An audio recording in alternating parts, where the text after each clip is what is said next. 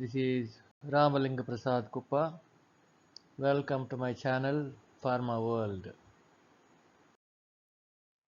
Today's topic is sampling procedures for pharmaceutical input materials.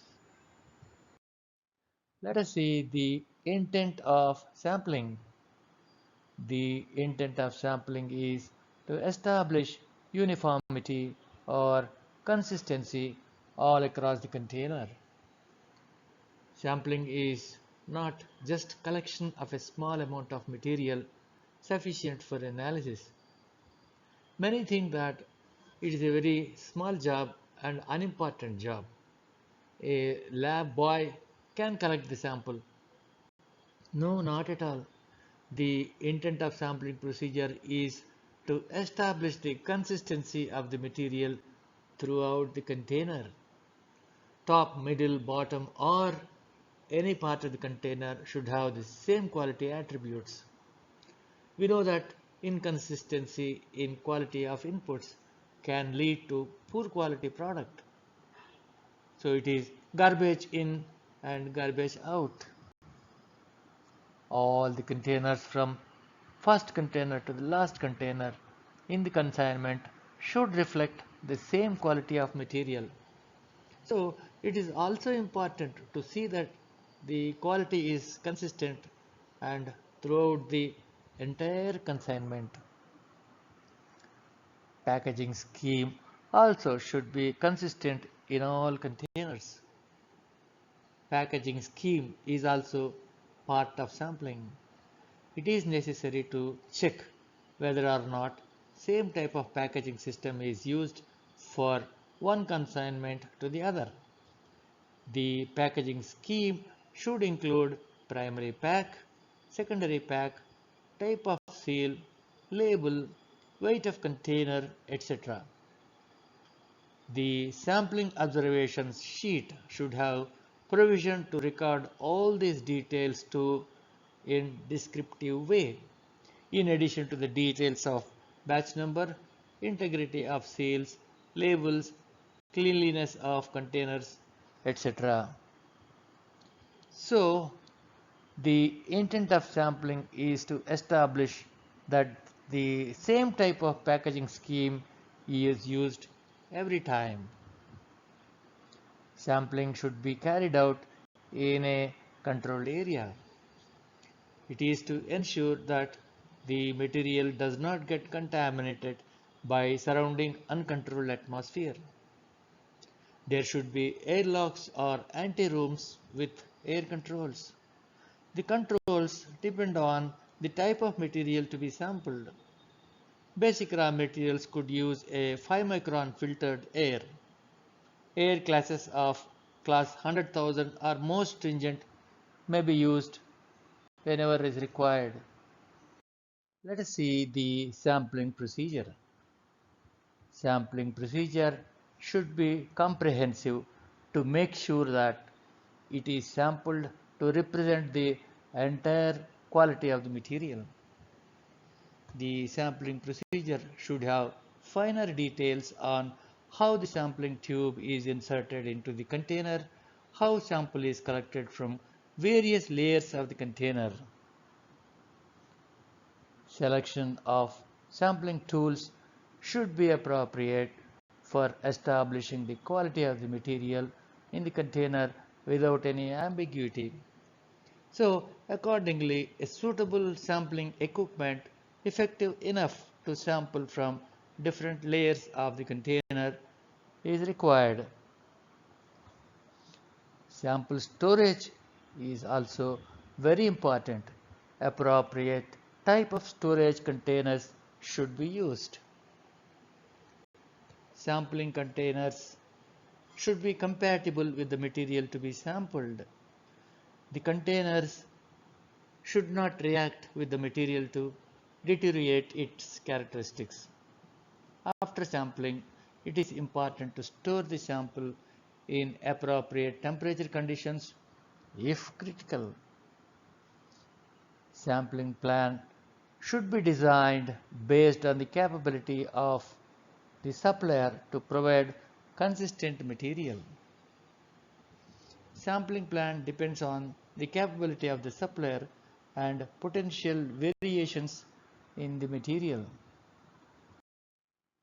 Let us see how a typical sampling tool works. When the handle is in this position, the holes are off-centered.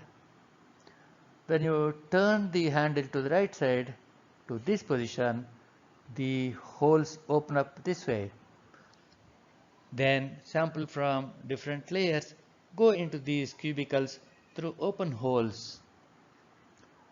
This is a typical glass sampler. Liquid sampler looks like this. It is a glass tube with a length of 1 meter or little over so that it reaches the bottom of the drum comfortably. Diameter of this tube could be 1 to 2 centimeters. While sampling, follow the tip. Close the top of the glass sampler airtight with thumb before inserting fully into the drum. Then slowly release the thumb. You get sample from the bottom to the top. Sampling scheme may vary depending upon the potential variations in the entire batch. There are several schemes available for sampling. Among many, following are most used. Root n+1 sampling scheme may be considered only when the capability of the supplier is established to provide consistent quality product always. This formula works only when there is adequate established data from the supplier on the quality attributes of the material supplied. If the supplier is a 5-star rated supplier and more than 99% of the time supplies do not have any quality issues, this formula works. Here N is the number of containers of the consignment. For example, if there are 100 containers, it is sufficient to sample root of 100, that is 10 plus 1, that is total 11 containers. Sampling plan using P-plan may be used when there is adequate statistical evaluated data from the supplier. P is equal to 0.4 root n formula may be used. When the data available is based on statistical evaluation, it is acceptable to use this formula. In the same example above, you can sample only 0.4 into 10, that is 4 containers only. But the data evaluation should be based on statistical evaluation like 6 sigma distribution, R graphs data, or X bar graphs data, etc. Sampling plan using R plan may be used for new suppliers or suppliers who has history of inconsistency in the material. R is equal to 1.5 root n formula may be used. This plan is recommended for new supplier or for any suppliers where there is a possibility of inconsistency. As in the same example above, it is necessary to sample from 1.5 into 10, that is 15 containers. This is how the sampling plan should be designed. There may be general thumb rule that if the total number of containers are below 10, all may be sampled, and between 11 and 24 containers, 4 containers may be sampled, and any number above 25 containers, the square root of the number plus 1 may be used for root n plus 1 formula. Similar conditions may apply to other plans also. Material safety data sheets (MSDS) for all materials to be sampled should be in place. MSDS is required for personal safety of the persons who samples the materials. A copy should be available at the warehouse always. Sample should be collected individually in a clean container, sealed and labeled properly. Sample should be collected in a compatible, suitable container. It should be sealed off immediately to avoid exposure to atmosphere for longer period. Certain materials be required to store in light resistant containers and may be under inert atmosphere like nitrogen blanket. It is necessary to carry out identity test for the consignment before taking the sample for complete evaluation. It is a requirement to establish the identification of the sample before taking for analysis fully. How do we understand this? Is it that all sampled containers be tested for identification test? ICH-Q7 says at least one test to verify the identity of each batch of material should be conducted. Note the statement carefully. It does not say to carry out individual identification tests. Hydraulics Volume 4 Annex says under starting materials, the identity of a complete batch of starting material can normally only be ensured if individual samples are taken from all the containers and an identity test performed on each sample. However, if the supplier is found to have a validated system on compliance to QMS, under such conditions, it is possible that a validated procedure exempting identity testing of each incoming container of starting material could be accepted. The validated status of the system should be confirmed during the site audit of the supplier. You may read section 2, 3 and 4 of Annexure 8 for more details. Sampled containers should be labeled as 1 by n, 2 by n, 3 by n, etc. and n by n, where n is the total number of containers sampled. Identification of sampled containers should be done as recommended like this for traceability. It is necessary to clean the sampling area after sampling each raw material. This is to avoid cross-contamination. Let us see how the sampling procedure of processing aids is done.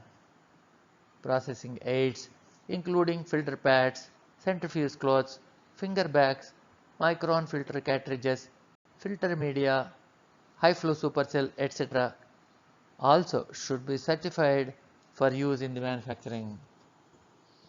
These kind of processing aids also should be certified as they take part in the process. So these materials also should be evaluated because they come in contact with the product directly. There should be approved specifications for this type of materials. So there should be detailed approved specifications for these. Inspection or audit of such facilities for compliance to the requirements may replace the requirement of sampling and testing of such materials. Certain special type of equipment may be used for evaluating this type of materials, and it may not be possible to test them on site. Such materials can be accepted by checking off the capability of the supplier. This has to be done by inspection of their facilities to evaluate the compliance to requirements and guarantee that they are capable of supplying these processing aids that meet the specifications always. In such instances, the QC release testing procedures at the supplier's end also should be verified carefully and completely. Review of the certificate of analysis from the supplier for compliance can be used to release the material for usage in the process. The certificate of analysis, which will be submitted by the supplier, may be reviewed for compliance against the approved specifications before using in the process. Let us see how sampling of special materials is done. Some materials which are toxic in nature may be accepted based on the review of certificate of analysis from the supplier. Similar strategy as described in the previous slide should be adopted for toxic materials where there is a potential safety and health hazard involved with such materials. Some materials may have specialized equipment for testing, and the organization may not have such testing facility at site to carry out the test. Such materials also may be accepted based on the review of the certificate of analysis provided by the supplier. In some cases, there may be very special equipment may have to be used for evaluation, and your site may not have facility to carry out the testing. Similar strategy adopted for processing aids has to be used here too. In all such cases, visual examination to identify the correct material is received should be done. So, visual examination of the containers, labels, batch numbers should be checked against the bill of lading. All information should match and there should not be any variations. Let us see other important points in sampling. If there are fewer number of materials, it is recommended to have dedicated sampling tools. When there are smaller number of materials to be sampled, it is recommended to have dedicated sampling tools. You have less problems in cleaning the sampling tools after each sampling. If there are large number of materials for sampling, it may be difficult to have so many dedicated samplers. In such cases, the sampling tools cleaning validation should be done to establish against approved specifications or limits.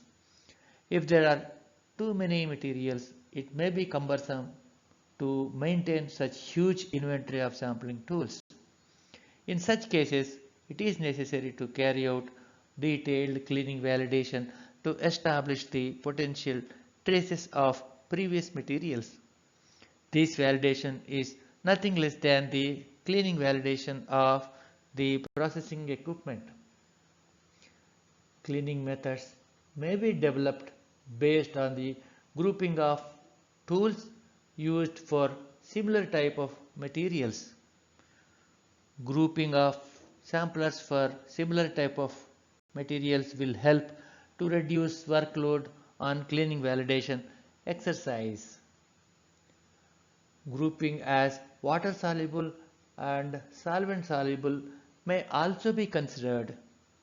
This strategy also can be adopted.